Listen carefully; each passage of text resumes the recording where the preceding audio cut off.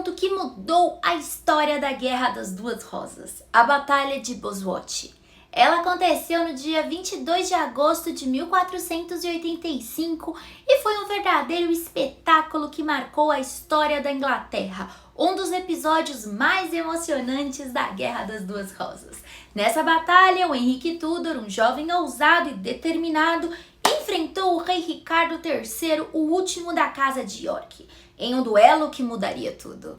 Oi, eu sou Steph e hoje vamos falar de um ponto-chave na história dos Tudors, que eu estou aqui fazendo essa série de vídeos para vocês e lá no meu curso.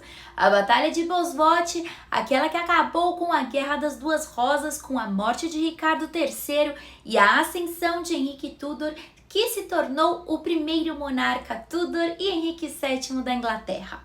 Se você quiser saber mais sobre o Henrique, você pode clicar nos vídeos que estão aqui na legenda para saber toda a história. Antes da gente mergulhar na batalha em si, é importante entender o contexto que levou a esse confronto. A Batalha das Duas Rosas, as Guerras das Duas Rosas, foram uma série de conflitos dinásticos que ocorreram entre Lancaster e York, as duas casas, entre 1455 e 1487. Ambas reivindicavam o trono inglês, e a luta pelo poder levou a um período de instabilidade e muito derramamento de sangue em todo o país, e por isso que inspirou Game of Thrones. Os lancastrianos, simbolizados pela rosa vermelha, e os yorkistas pela rosa branca, estavam em um ciclo interminável de traições, alianças e batalhas. A incerteza política e luta pelo controle do trono deixaram a Inglaterra no caos, com reinos inteiros em disputa e a população sofrendo com as consequências. Durante a guerra, o Henrique Tudor, futuro Henrique VII, foi a figura central nesse final do conflito. Ele tinha passado anos no exílio e quando se tornou o último lancastriano vivo e sabendo que Ricardo III tinha uma grande rejeição no país, ele aproveitou. Se você não se lembra, o Henrique nasceu em 1457 e a morte de seu pai, Edmundo Tudor, fez com que ele crescesse em um ambiente hostil, longe da segurança da coroa. Ele passou anos exilado em Gales e na França e começou a se planejar para voltar para a Inglaterra e reivindicar o seu lugar legítimo no trono. Filho e herdeiro de Ricardo III, o príncipe Eduardo, tinha morrido aos 10 anos de idade em 1484. Se ele morresse sem deixar mais filhos, a coroa deveria reverter para o herdeiro masculino mais próximo.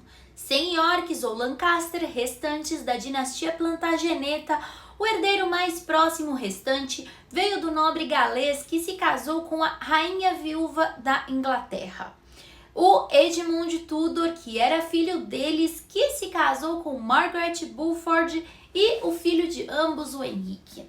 Em 1485, após anos de conflitos e com a situação política da Inglaterra super instável, o Henrique VII decidiu que era hora de voltar para casa. Com o apoio de duas rainhas viúvas, a França e grande parte da nobreza, o Henrique Tudor fez sua campanha pelo trono. Em sua primeira tentativa, no mesmo ano que Ricardo III chegou no trono, não teve sucesso, pois uma forte tempestade impediu que seus navios cruzassem o Canal da Mancha. Aí ele ficou na Bretanha e depois na França e esperou até que tudo estivesse pronto para ele atacar novamente. Ele partiu no início de agosto de 1485 e chegou em solo galês no 7º dia do mês. Desembarcou perto de Milford Haven, no país de Gales, numa manhã ensolarada de domingo, a apenas algumas milhas do castelo onde ele nasceu. Ele estava pronto para reivindicar o seu direito e derrubar Ricardo III, que não era exatamente o favorito do povo. Assim que ele chegou, o Henrique começou a reunir um exército, atraindo nobres e camponeses que estavam cansados da tirania de Ricardo. Conforme ele e suas tropas se moviam em direção à capital inglesa, o Henrique VII reunia mais apoio e soldados ao longo do caminho. Aí ele marchou rapidamente para o norte, cruzou o país de Gales e passou por Shrewsbury, ganhando aliados pelo caminho. Ele tinha um plano estratégico e estava determinado a recuperar aquilo que ele acreditava ser seu. Até parece uma novela. A fama de Henrique como um líder carismático cresceu e sua determinação fez com que muitos o apoiassem. O rei Ricardo foi alertado sobre esse exército e reuniu as suas forças rapidamente. O exército real marchou para o norte e encontrou as tropas de Henrique perto de Bosworth, lá em Lancashire. Eles estavam no ponto médio entre as costas leste e oeste da Inglaterra. O lado de Lancaster de Henrique tinha de 5.000 a 8.000 soldados. Metade provavelmente era francês. E os York de Ricardo superavam em número. O rei Ricardo também contava com uma artilharia que impressionaria qualquer um, com 140 canhões. Me diz se não parecia que ele fosse ganhar. Ele estava preparado e confiante que podia derrotar o Henrique e manter o trono. Mas havia um detalhe: as tropas do Ricardo estavam começando a se sentir inquietas e a moral não estava tão alta. E isso era preocupante em uma guerra, ainda mais naquele período. O Ricardo era conhecido por sua natureza agressiva, mas sua falta de apoio popular e as suspeitas sobre as ações contra seus adversários, como os príncipes da Torre, começaram a prejudicar a sua imagem. O reinado dele foi marcado por muitas controvérsias e muitos nobres estavam em dúvida em quem deveriam seguir. O rei era visto por alguns como um tirano, e isso fez com que o Henrique ganhasse muitos apoiadores ao longo do caminho. Enquanto isso, o Henrique VII formou uma coalizão diversificada de aliados. Thomas e William Stanley, que o último era casado com Margaret Beaufort, esses dois reuniram milhares de suas próprias tropas leais, mas se recusaram a declarar um lado antes do início da batalha. Imagina o climão. Esses movimentos eram sim costumeiros deles, que preferiam se juntar ao lado vencedor bem a tempo de reivindicar a vitória e se poupar de grandes sacrifícios. Espertos. No entanto, eles tinham-se encontrado secretamente com Henrique 2 vezes enquanto ele mudava de lugar buscando novos homens. Além deles, o Henrique tinha ao seu lado Gilbert Talbot, um experiente comandante que se destacou em batalha. Outros nobres como Ryan ap Thomas e William Herbert também se juntaram a Henrique, oferecendo seus homens e recursos. A força de Henrique, embora em menor número, tinha homens determinados que acreditavam na sua causa e estavam prontos para lutar pela promessa de um futuro melhor e pela restauração da paz na Inglaterra. Aí os dois exércitos se encontraram em 21 de agosto.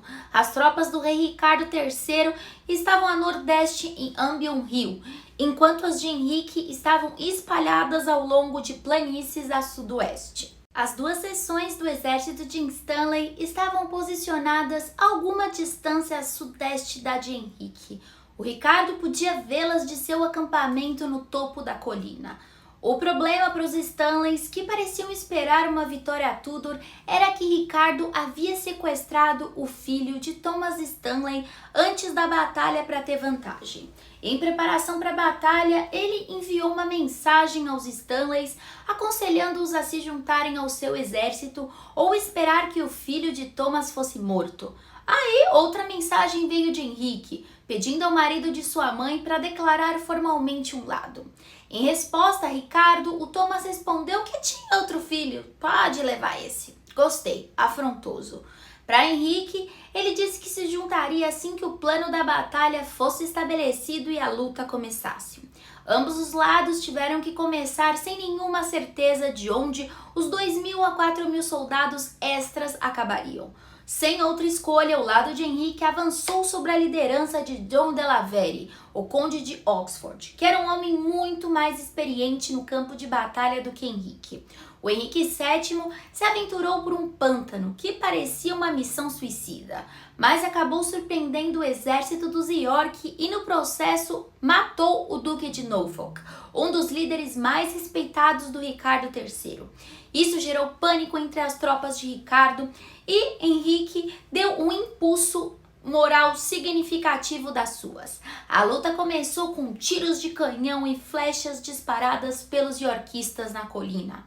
Eles tinham a vantagem imediata dada a sua posição, mas o conde de Oxford era experiente e inteligente, como eu falei. os Lancaster se amontoaram em vez de se espalharem no tradicional batalhão de 3 peças e marcharam em direção a terrenos mais altos, enviando sua própria enxurrada de flechas para o lado oposto. Uma vez que as linhas se encontraram em combate corpo a corpo, o Oxford ganhou a vantagem. A nordeste da batalha central estava o grupo de Ricardo, liderado pelo Conde de Northumberland. Empoleirados em uma colina próxima, os homens de Northumberland não estavam em uma boa posição para reforçar os soldados do rei. No entanto, Ricardo sinalizou para eles fazerem exatamente isso.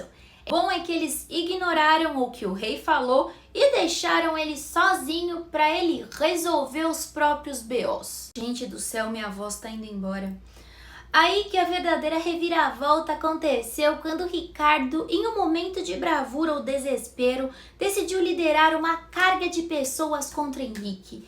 Ele gritou: "Nesse dia morrerei como rei ou vencerei." E lá foi Ricardo III, com sua armadura brilhante, em direção a Henrique VII na batalha. Ele até conseguiu matar o Sir William Brandon, o porta-estandarte de Henrique, e se aproximou do próprio Henrique, que estava em posição defensiva, não sei como é que é. Henrique saltou do cavalo e recuou para uma relativa segurança de seus guarda-costas no chão, sendo uma figura menos visível. Com Ricardo separado de seu exército principal e lutando com os guarda-costas de Henrique, os Stanleys decidiram que era hora de se decidir. As tropas correram e se juntaram a Henrique, que eram conhecidos por sua feroz lealdade, e empurraram Ricardo para um pântano nas proximidades. E aí que as coisas ficaram interessantes. A entrada dos Stanleys trouxe com eles um número considerável de tropas, mudando completamente o jogo. Então essa decisão foi crucial. O Sir William Stanley, que tinha uma grande força sob seu comando, viu a oportunidade de mudar o rumo da batalha e da história que ele não sabia. Com sua entrada em cena, o equilíbrio de poder se inclinou rapidamente em favor de Henrique. O Ricardo III se recusou a se render, embora tenha sido pressionado por todos os lados pelas forças inimigas. O Rhys ap Thomas, um dos nobres galeses que desertou da sua posição para se juntar ao Henrique, teria matado o rei enquanto ele lutava para encontrar apoio no pântano escorregadio.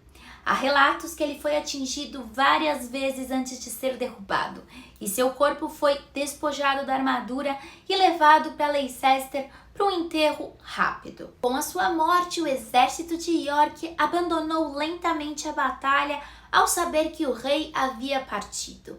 A coroa de Ricardo foi recuperada do pântano e, no instante que ele foi morto, o governo ficou sem governante e sem coroa. E aí o Henrique Tudor sabia que era essencial fazer a sua reivindicação imediatamente. Quando a luta terminou e o exército vencido foi embora, o Henrique cavalgou até a cidade vizinha de Stoke Golden, acompanhado por seus comandantes e apoiadores mais próximos. A lenda diz que o padrasto de Henrique VII tinha tirado a coroa do pântano, e quando na cidade subiram em uma colina, sentaram-se sobre um carvalho onde Henrique VII se ajoelhou e foi coroado com um aro dourado surrado tirado do capacete de Ricardo III. Ele se levantou, foi proclamado rei da Inglaterra por Lord Stanley, o seu padrasto, e todos os que o aclamaram e o aplaudiram alto foram suficientemente ouvidos pelos homens que ainda estavam no campo de batalha. Aquela colina foi chamada de Crossbill depois disso, e ainda existe hoje, embora tenha se tornado uma área residencial. O Henrique mandou levar os corpos de todos os mortos durante a batalha para a igreja vizinha de St. James para serem enterrados. E aí, incrivelmente, o corpo de Ricardo III foi muito bem recebido. Ele não permitiu que seu inimigo fosse enterrado na igreja católica, mas em vez disso mandou despir o corpo de Ricardo e colocá-lo em um cavalo para que pudessem levá-lo para a cidade de Leicester, como prova de sua vitória. Depois de alguns dias, o corpo foi enterrado sem cerimônia numa igreja dos Graveyards, sem uma lápide. Ao retornar a Londres, o Henrique foi proclamado publicamente rei da Inglaterra sob o título de Henrique VII. Ele organizou uma coroação formal em 30 de outubro de 1485 e foi aclamado como o primeiro governante não plantageneta em 300 anos. Enfim, a Batalha de Bosworth não foi apenas um confronto militar. Foi um evento que decidiu o futuro da Inglaterra. Com a vitória de Henrique VII, a Casa de Lancaster tomou o trono e iniciou a Era Tudor. O Henrique trabalhou duro para unir o país, criando alianças estratégicas e promovendo a paz. Algo que parecia impossível durante os anos de conflito. Você pode assistir lá no vídeo do Henrique. Essa batalha também teve um impacto duradouro na forma como as guerras seriam travadas no futuro. O uso de artilharia, como canhões, mostra que as guerras estavam mudando. Além disso, a batalha se tornou uma lenda e inspirou escritores e dramaturgos como Shakespeare a contar a história de como a luta pelo trono moldou a Inglaterra. Além disso, a batalha também gerou um simbolismo duradouro. A rosa Tudor, que combinava Lancaster e York, se tornou um símbolo de paz e união, representando a esperança de que os conflitos finalmente acabaram. Tanto no dia 22 de agosto de 1485, a gente não tem só uma data na história. É o dia em que o destino da Inglaterra mudou para sempre, com bravura, estratégia e um pouco de sorte. A Batalha de Bosworth é um lembrete poderoso que às vezes um único dia pode decidir o futuro de uma nação. E eu espero que você tenha gostado desse vídeo. A gente tem vídeo todos os dias às 19 horas. Lembra de se inscrever no canal. Um beijo e até o próximo vídeo.